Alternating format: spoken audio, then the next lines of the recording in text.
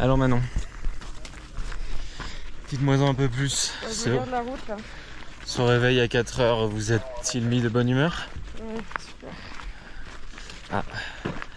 Bon bah ça va être sympa ces 4 jours d'accompagner.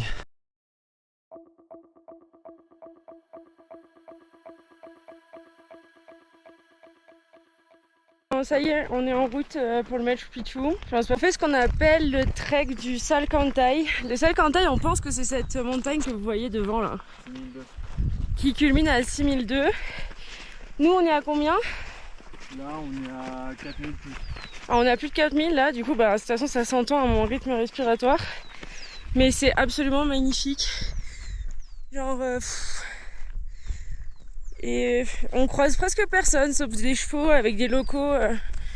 Et sinon, vu qu'on est parti un peu tard ce matin, bon, on a la route pour nous, donc c'est cool. Enfin, c'est cool, ça monte bien, hein.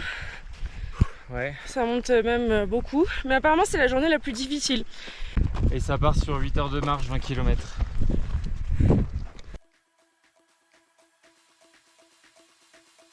Point pas du tout à mi-chemin. Enfin, un quart.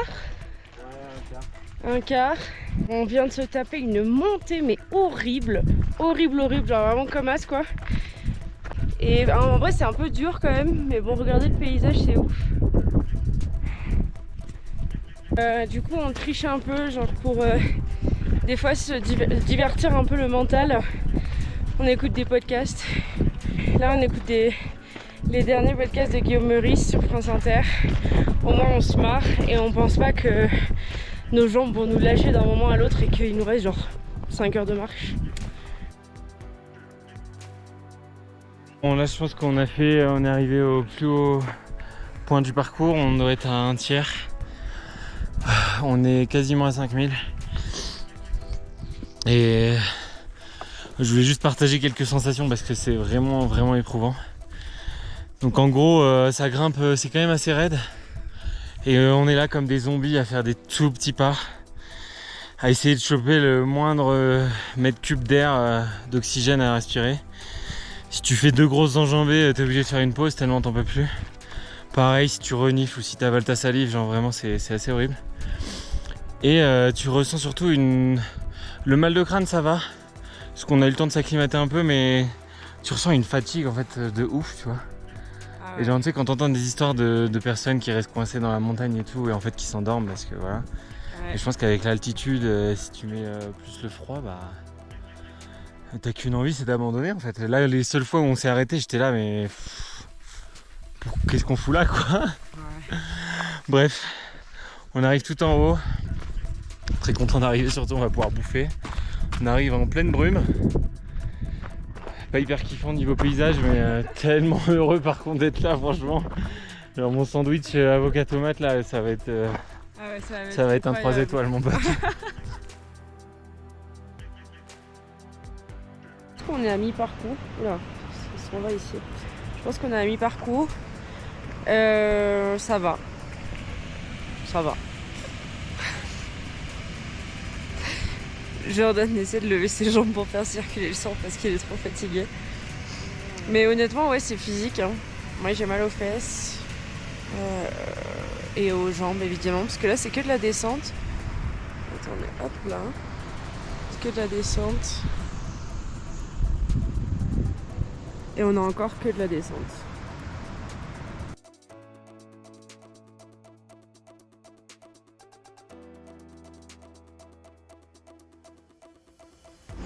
Salut. Il est 7h du mat, c'est le 2e jour, on vient de déjeuner, vous pouvez voir mes très belles cernes. J'ai pourtant dormi 9 heures, mais je sens plus du tout l'arrière de mon corps. Du bas du dos jusqu'au bas des mollets, c'est l'enfer, genre vraiment je suis hyper rigide quoi. Mais bon, on a encore 6 heures de marche aujourd'hui, la vue est trop jolie. Ben là on va faire quelques étirements et puis c'est reparti quoi. Nous sommes au départ du 2e jour de marche, comment te sens-tu? Ben ça va, j'ai un peu mal au genou, derrière le genou gauche. J'ai perdu ma casquette, donc je suis dégoûtée.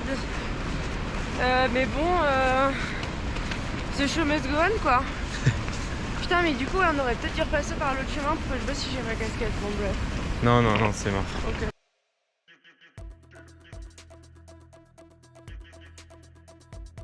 Je voulais parler avec vous d'un truc qui me fait trop chier.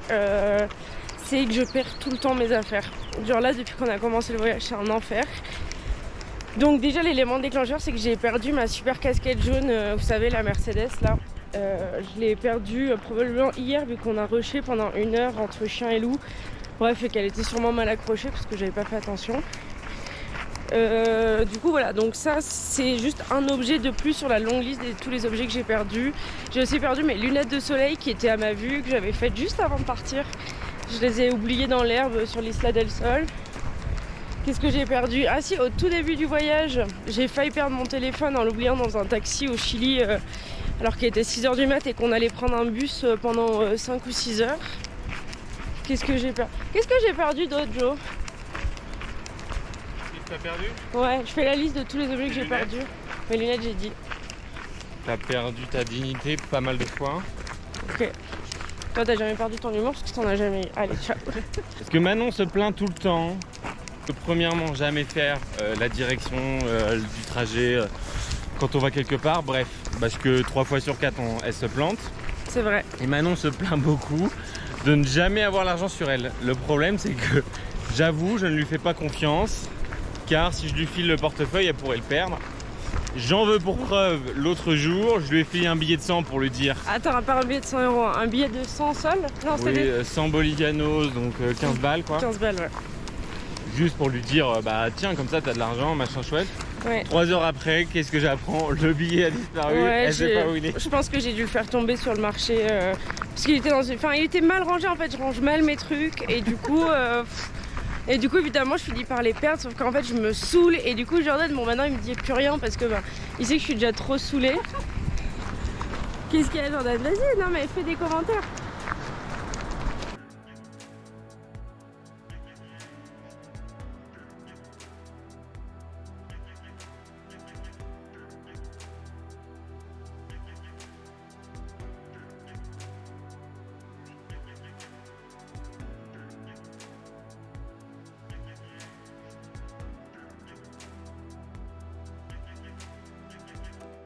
Bon voilà, 6h30 du mat pour le deuxième réveil. Cette auberge là, elle est vachement plus cool.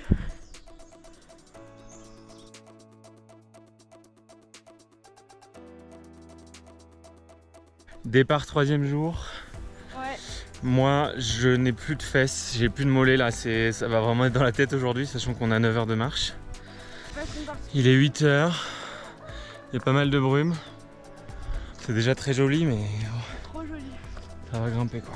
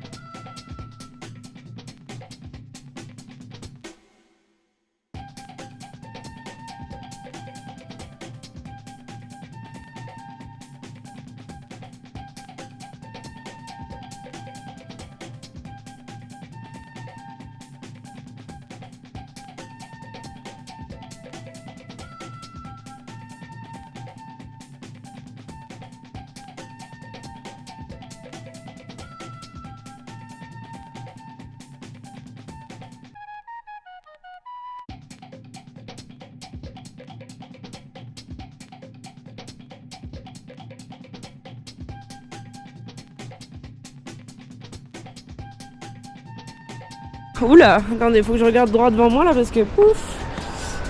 J'ai pas encore débloqué ce level influenceuse qui parle à sa cam alors qu'il y a des gens devant. Non mais attends, t'es en train de parler pendant mon bilan là. Pendant mon débrief. Bon, trek de 4 jours, quasiment 80 km avalés dans la gueule et dans les jambes surtout. Pas du tout préparé, on l'a préparé la veille en se disant oh ça serait marrant de faire une petite balade jusqu'au Machu Picchu. Que nini, les gros cons. Premier jour on en chie notre mère parce qu'on monte à 5000 mètres, on fait 22-23 km, enfin, genre, on est là, on doit courir limite pour arriver avant la tombée de la nuit, complètement dingue. On aurait pu dormir dehors, se faire manger par les rats ou je ne sais quoi. Deuxième jour, heureusement c'est moins vallonné. Et finalement en fait on prend du plaisir, alors le mot est fort mais en tout cas on trouve des moyens de kiffer parce qu'en vrai les paysages sont incroyables et puis on s'enchaîne les podcasts sur tous les sujets. Bon bah le deuxième jour se passe, je me souviens même plus du deuxième jour.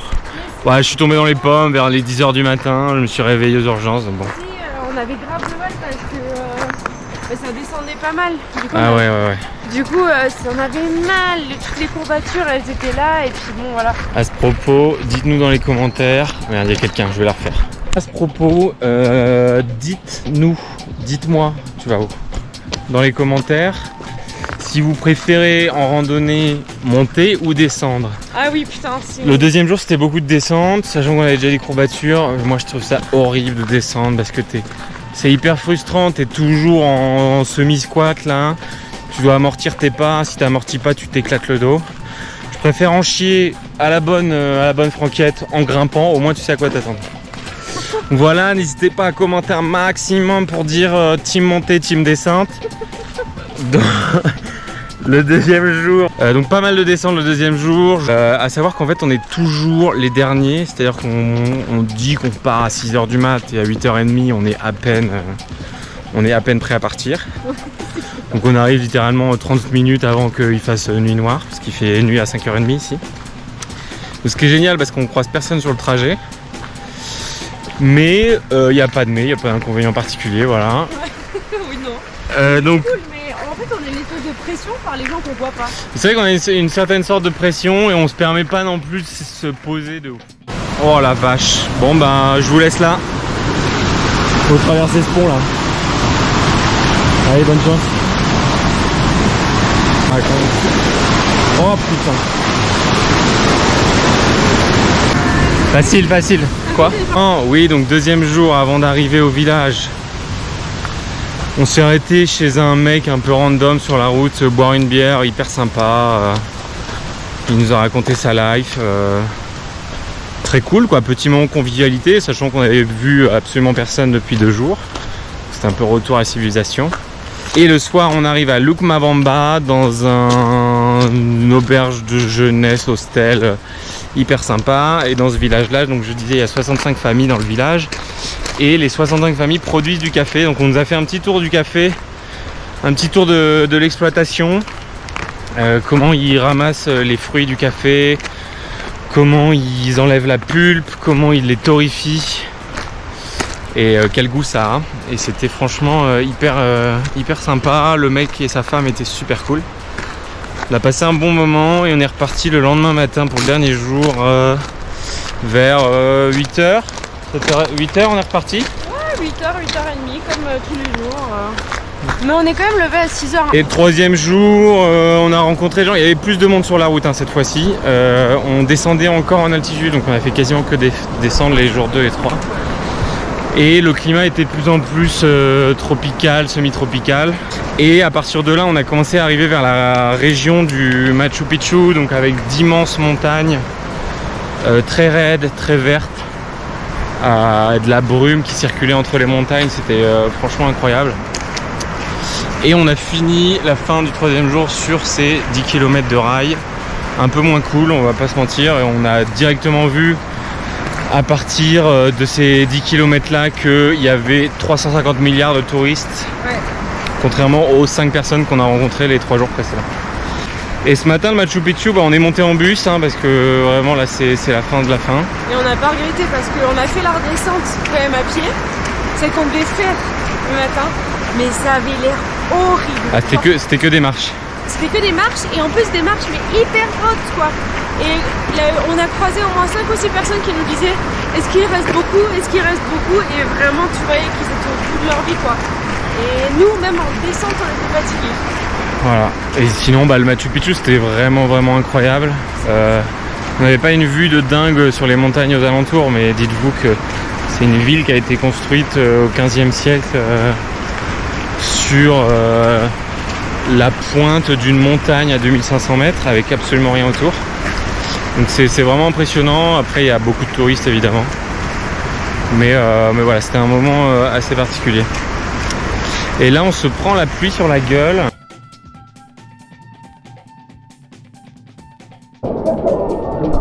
Salut les petits jeunes, je vous conseille à tous de faire un trek de plusieurs jours et d'ensuite enchaîner par des eaux thermales. On enchaîne entre l'eau gelée et l'eau bouillante. Ciao.